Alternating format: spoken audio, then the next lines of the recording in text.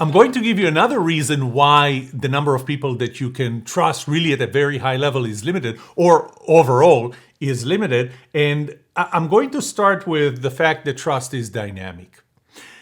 If you followed my model of what makes a person trustworthy, you remember that there are two groups of parameters or components. The who you are, which is your competence, your personality compatibility with me, and the symmetry of our relationship. And then there is the what you do. And the what you do is the what you do during an interaction. Every time we interact, what do you do? That starts with positivity.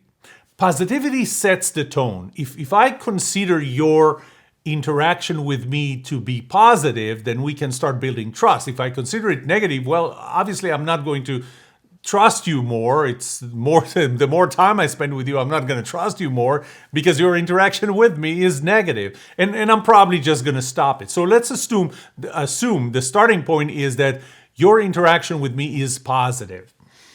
Time and intimacy, but I'll start with time, accelerates the building of trust. The more time I spend with you and I get exposed to your positivity, right?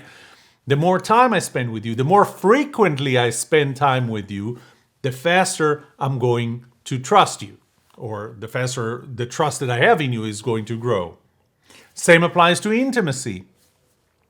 I can communicate with a lot of people through email because, it's very quick. I sit by the computer, I type for, 20 seconds, I send a message, I interacted with you. But that's not the kind of interaction that builds or that accelerates building trust enough.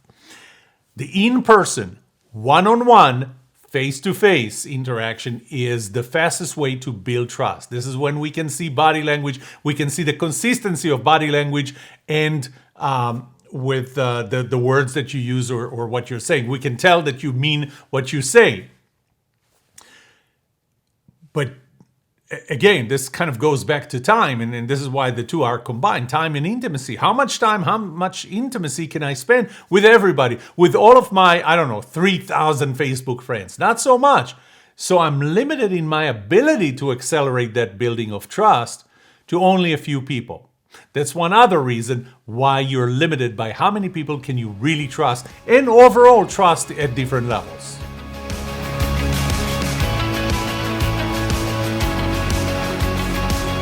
This was only a part of an episode of The Trust Show. You can watch the full episode on my YouTube channel, The Trust Show, or listen to it on The Trust Show podcast on Apple or anywhere else you listen to your favorite podcasts. Thank you for watching.